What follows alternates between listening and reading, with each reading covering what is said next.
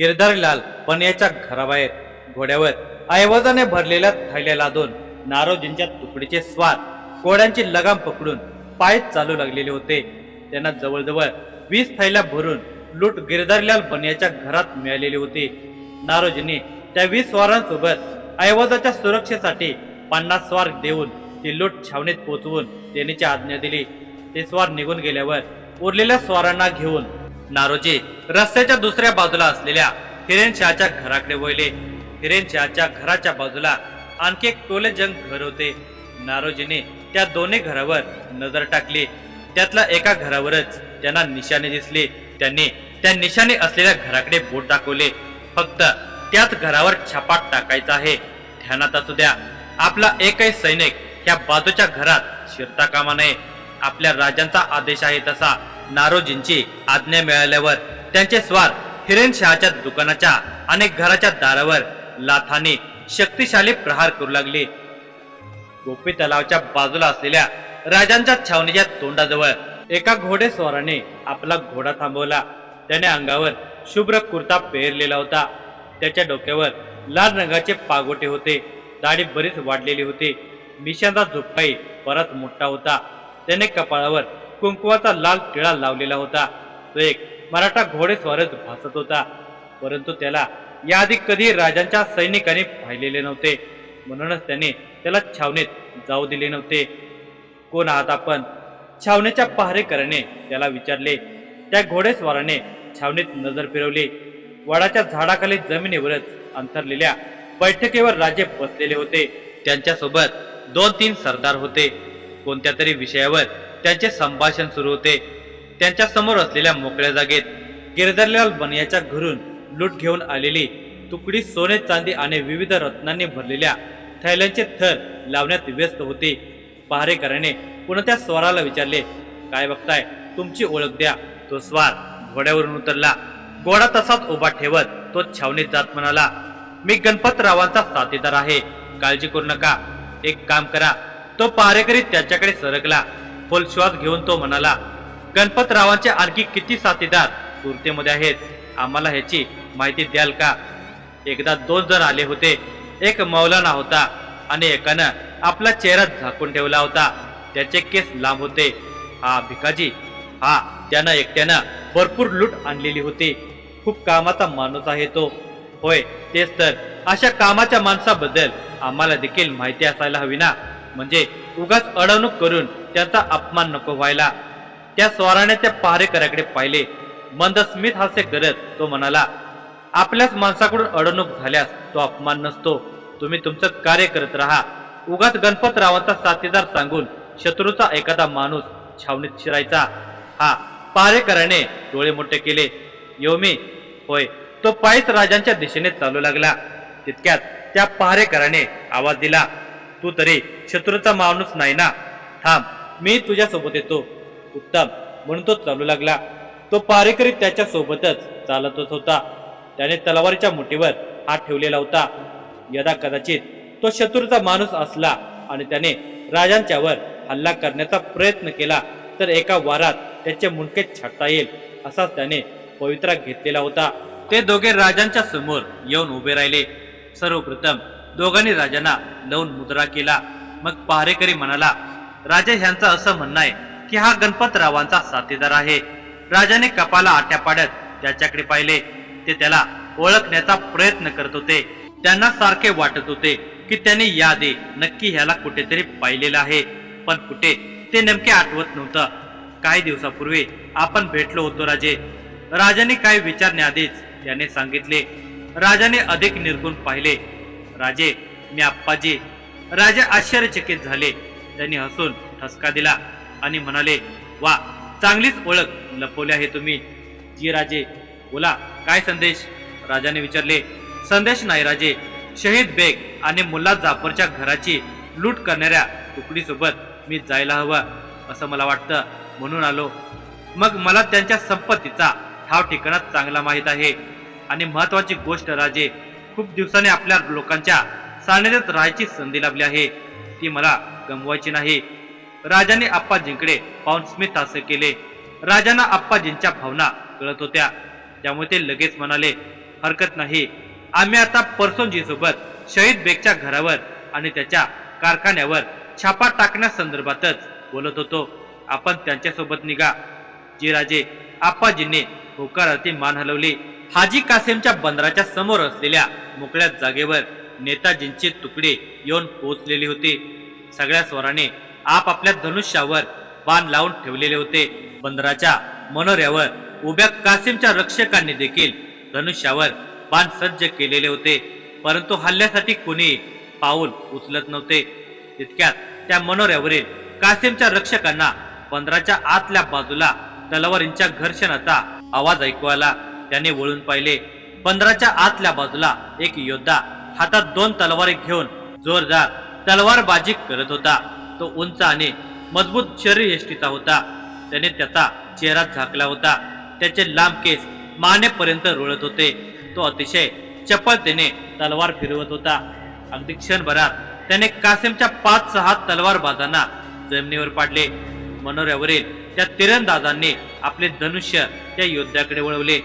ही संधी बघून नेताजींच्या स्वारांनी लगेच आपल्या बाणांचा त्यांच्यावर वर्षाव केला. एका क्षणात मनोऱ्यावरील सगळे तिरंदाज असंख्य बाणाने घायल झाले. ते मनोऱ्यावरून खाली कोसळले. मग नेताजींचे स्वार वेगाने बंदराच्या प्रवेशद्वाराजवळ पोहोचले. त्यांनी बंदराच्या प्रवेशद्वाराला आग लावली. तो योद्धा वादळाप्रमाणे त्या बंदरात घोंगावत होता. तो नदीच्या काठावर उभ्या गलबताकडे सरकत होता. वाटेत येणाऱ्या सगळ्या तलवारबाजांना तो संपवत होता. तो भिकाजी होता. नेताजी आणि त्याने नियोजनबद्धपणे मनोऱ्यावरील पहारेकऱ्यांना चकमा दिला होता. नेताजी सैन्यासोबत बंदराच्या बाहेर उभे ठाकल्यावर मनोऱ्यावरील पहारेकऱ्यांचे संपूर्ण लक्ष त्यांच्याकडेच होते. याचा लाभ घेऊन भिकाजी विरुद्ध दिशेने लपत छपत बंदराजवळ आलेला होता आणि आपल्या नेहमीच्या पद्धतीने त्याने भिंतीवर दोरखंड टाकून भिंत ओलांडली होती. भिकाजीला 5 तलवारबाजांनी अडवून ठेवलेले होते. त्याने त्याला चारी बाजूने घेरलेले होते, तरी तो त्यांच्याकडे रोखून पाहत होता. त्याने आपल्या दोन्ही तलवारी उंचावून त्या सज्ज केल्या. तो सतर्क होऊन हळूच गोलाकार फिरत होता. तितक्यात त्याच्या मागच्या शिपायाने त्याच्यावर झेप घेतली. त्याने अतिशय वेगाने तलवार मागच्या बाजूला वळवून त्याची गर्दन छाटली. तितक्याच वेगाने तो पुढे वळला आणि एका तलवारीने एका शिपायाच्या पोटावर आडवा वार करत दुसऱ्या तलवारीने दुसऱ्या शिपायाचा वार झेललेला होता. मग चपळतेने हवेत उडी घेत त्याने एका शिपायाच्या छातीवर लात मारली आणि लगेच दुसऱ्या शिपायाचे मुंडके उडवले. तो त्याच्यावर वार करण्याची एकही संधी त्यांना देत नव्हता. एक शिपाई भाला घेऊन वेगाने त्याच्या अंगावर झेपावला. तेव्हा त्याने खाली झुकून त्या शिपायाचा वार चुकवला. मग चपळतेने त्याने त्याच्या पोटावर तलवार फिरवली आणि दुसऱ्या हाताच्या तलवारीने एकाच्या पायावर वार केला. त्यानंतर त्याने एकाच वेळी दोघांच्या पोटात तलवारी खुपसल्या. समोर येणाऱ्या शिपायांना संपवून तो आता नदीच्या जवळ पोहोचलेला होता, पण त्याला पोहोचायला उशीर झालेला होता. कासिमच्या दोन्ही गलबते बंदरावरून निघालेले होते. ती गलबते नदीतून काही अंतराचा प्रवास करून समुद्रात घुसणार होते. त्या 2 गलबतांपैकी एक गलबत बरेच लांब निघून गेलेले होते, तर दुसरे मात्र बंदरापासून काही अंतरावरच होते. भिकाजीने आपल्या दोन्ही तलवारी म्यानबंद केल्या आणि त्याने एका नावेत उडी टाकली. तितक्यात नेताजींची सैन्य तुकडी देखील बंदरात घुसली. भिकाजी ओरडून नेताजींना म्हणाला, सर सेनापती, कासिमची दोन्ही गलबते निघालेली आहेत. माझ्या मदतीला काही सैनिकांना पाठवा आणि आपण बंदरातील ऐवज ताब्यात घ्या. असे म्हणून त्याने घाईने नावेचे चराट ओढून घेतले. तो वेगाने नाव हलवत त्या गलबताचा पाठलाग करू लागला. त्याच्या मदतीसाठी बंदरात उभे असलेल्या नावामधून 20-25 सैनिक देखील निघाले. नेताजींनी कासिमचे बंदर ताब्यात घेतले होते. तिथे ते कासिमने लपवून ठेवलेले धन शोधू लागले होते. नाईक, रायाजी आणि काही सैनिक तळघरात आले होते. रायाजीने आधीच सूचित केल्यामुळे नायकाने प्रत्येक रांजणामधील सापांना काढून एका रिकाम्या रांजणामध्ये टाकलेले होते. त्यानंतर सैनिक एक एक रांजण खाली करून सगळा ऐवज थैल्यामध्ये भरू लागले. 4-5 सैनिकांचे गट करून तो ऐवज घोड्यावरून लादून तो छावणीकडे नेऊ लागले. तळघरातील संपूर्ण ऐवज छावणीपर्यंत थैल्यात भरून नेण्यासाठी 2 दिवस लागणार होते. वीरजीला मात्र बांधून ठेवण्यात आले होते. तो हतबल होऊन फक्त पाहत होता. व्यापारासाठी तरी थोडा ऐवज राहू द्या विनंती म्हणून करत होता. राजे छावणीच्या झाडाखाली असलेल्या बैठकीवरच दिवसभर बसून होते. त्यात शामेनात विश्रांतीसाठी गेले नव्हते. सुरतेत गेलेल्या तुकड्या लुटलेला थोडा थोडा ऐवज छावणीत आणून टाकत होते. बघता बघता राजांच्या समोर थायलंडचे थर वाढू लागले होते. भिकाजी नावेने त्या गलबतापर्यंत पोहोचला होता, पण गलबतावरून त्याच्यावर बाणांचा वर्षाव होऊ लागला होता. त्यामुळे त्याने नाव सोडून नदीत उडी घेतली. मग कासिमच्या त्या रक्षकांनी आपले बाण मागच्या नावामधून येणाऱ्या सैनिकावर वळवले. ते त्यांच्या दिशेने बाण सोडू लागले, परंतु नावामधून राजांचे सैनिक देखील त्यांच्या बाणांना प्रत्युत्तर देत होते. इतक्यात भिकाजी पोहत गलबताजवळ पोहोचला. एका नांगराचे चराट लोंबकळतच होते. त्याला पकडून तो गलबतात शिरला. आपल्या दोन्ही तलवारी उपसून त्याने बंदरातील रक्षकांची कत्तल सुरू केली. काही तिरंदाजांनी त्याच्यावर बाण सोडले, पण त्याने ते बाण आपल्या तलवारीने बाजूला फेकले. त्याने सगळ्यात आधी तिरंदाजांना संपवले. मग तो तलवारबाजांशी लढू लागला. तो द्वेषाने त्या रक्षकावर तुटून पडला होता. त्याने अविश्रांत झुंज देत सगळ्या रक्षकांना संपवले होते. त्या गलबतावर मोजून 15 रक्षक होते. त्या सगळ्यांना संपवल्यावर भिकाजी गलबताच्या आतल्या बाजूला गेला. गलबतावर आता खलाशाशिवाय कोणी उरले नव्हते. भिकाजीने गलबताचे दोन्ही मजले तपासलेले होते. त्या गलबतावर ना हाजी कासिम होता ना त्याचा ऐवज. हाजी कासिमने ते गलबत मुद्दाम मागे ठेवले होते. पाठलाग करणाऱ्या शत्रूला फूल देण्यासाठी ते गलबत नदीत उतरवण्यात आलेले होते. भिकाजी संतापला. त्याने गलबतावरील माशाली गलबताच्या पृष्ठभागावर फेकल्या आणि नदीत उडी घेतली. गलबताने पेट घेतला. एव्हाना त्याच्या मदतीसाठी आलेल्या सैनिकांच्या नावा त्याच्यापर्यंत पोहोचलेल्या होत्या. भिकाजी एका नावेत चढला.